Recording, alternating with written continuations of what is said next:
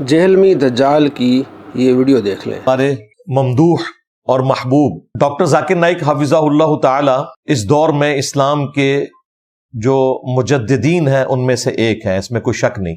اچھا، As far as your understanding about the war of Karbala, you said that Yazid, may Allah be pleased with him, Yazid, may Allah be pleased with him, Yazid, may Allah be pleased with him, that he was ferocious and he was a villain, etc. There's different opinions. Whenever we discuss about history, and you want to get a difference in the Muslim Ummah, what we say, that a different opinion. اسی طرح یاد رکھو یہ جو یزید کے رضی اللہ عنہ والا مسئلہ ہے، میں یزید کو رضی اللہ عنہ کہنے کا قائل نہیں ہوں۔ ڈاکٹر ذاکر نائک صاحب نے جو رضی اللہ عنہ کہا میں اس سے اتفاق نہیں کرتا ہوں، نہیں کہنا چاہیے تھا کہ ایسے متنازع شخص کو جس کے دور میں حضرت حسین کا قتل ہوا ہے۔ اس سے بڑا کوئی منافق آپ نے دنیا میں نہیں دیکھا ہوگا۔ ٹائٹل کیا ہے؟ سانحہ کربلا سے بھاگنے نہیں دوں گا، سانحہ کربلا سے بھاگنے نہیں دوں گا، جس میں ڈاکٹر ذاکر نائک کا کلپ چلایا جو کہ یزید کو رضی اللہ عنہ کہہ رہے ہیں، اور جہلمی دجال کیا کہہ رہا ہے کہ ڈاکٹر ذاکر نائک میرے محبوب ہیں، دین کے مجدد ہیں، اور انہیں سلطان الہند کہتا ہے۔ اب آپ مجھے بتائیے کس کو کہہ رہا ہے؟ اتنی بڑی منافقت، سانحہ کربلا سے بھاگنے نہیں دوں گا۔ جو کہہ رہا ہے کہ یزید رضی اللہ عنہ، اس کو دجال جہلمی کہہ رہا ہے کہ یہ میرے محبوب ہیں۔ اور اب ذرا اس کی مزید پوری ویڈیو دیکھیں کہ پاکستان آ رہے ہیں اور جناب علی دین کے مجدد ہیں، یہ ذرا ان کی تفصیل سے یہ ویڈیو دیکھ لیں۔ اچھا میرے بھائیو، آج کے دوسرے کرنٹ افیئر کی طرف آ جائیں، اور وہ ہے ہمارے ممدوح اور محبوب ڈاکٹر ذاکر نائک حفظہ اللہ تعالی، جو انشاءاللہ تعالی پاکستان وزٹ پہ آ رہے ہیں اکتوبر کے پہلے ویک میں انشاءاللہ تعالی۔ ڈاکٹر ذاکر نائک حفظہ اللہ تعالی اس دور میں اسلام کے جو مجددین ہیں ان میں سے ایک ہیں، اس میں کوئی شک نہیں۔ اس سے بڑھ کر کوئی منافق دیکھا ہوگا اپنے دنیا میں؟ میرے محبوب ہیں۔ اور میں آپ کی ایک اور چیز بتاؤں، جہلمی دجال کا کہنا یہ کہ جو یہ کہے کہ مجھ پر الہام ہوا وہ دار اسلام سے خارج ہے۔ بالکل ہمارے نزدیک کوئی بھی شخص نبی علیہ السلام کے بعد یہ دعویٰ کرے کہ اس کے پاس کوئی غیبی خبر آتی ہے الہام یا کشف کے ذریعے تو وہ دار اسلام سے خارج ہے۔ بالکل اس میں کوئی دوسری رائے نہیں ہے جی، بالکل اس میں دو رائے نہیں ہے، وہ دار اسلام سے خارج ہے۔ یہ اس کا موقف واضح طور پر آپ نے دیکھا اور سنا۔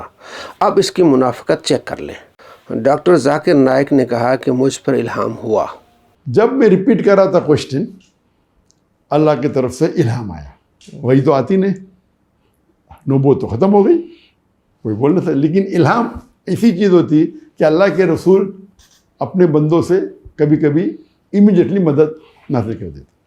یہ ویڈیو جہلمی دجال نے اپنے آفیشیل چینل پر شیئر کرائی کہ اس کو دیکھیں۔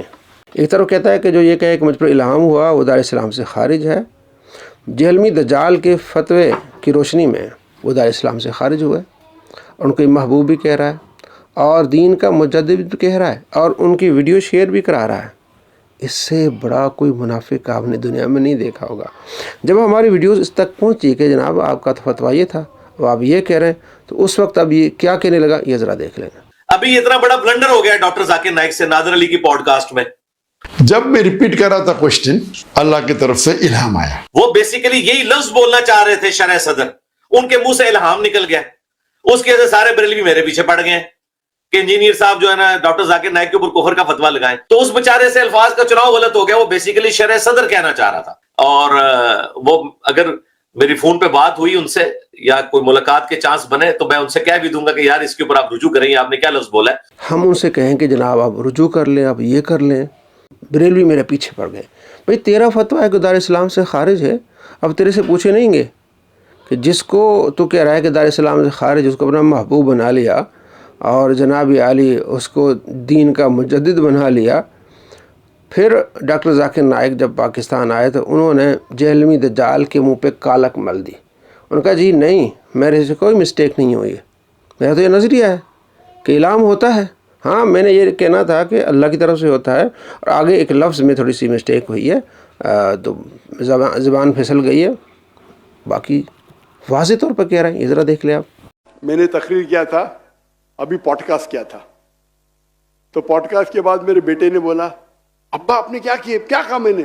تو اعلام میں اللہ کی طرف سے مدد آتی، میں نے غلطی سے کیا اللہ کے رسول کی طرف سے مدد، کوئی بولنا تھا، لیکن الہام ایسی چیز ہوتی کہ اللہ کے رسول اپنے بندوں سے کبھی کبھی امیڈیٹلی مدد نازل کر دیتے. اور میں ہوتا ہے نا slip of the tongue، سبقت لسانی، slip of the لسان، کریکٹ، تو slip of the tongue.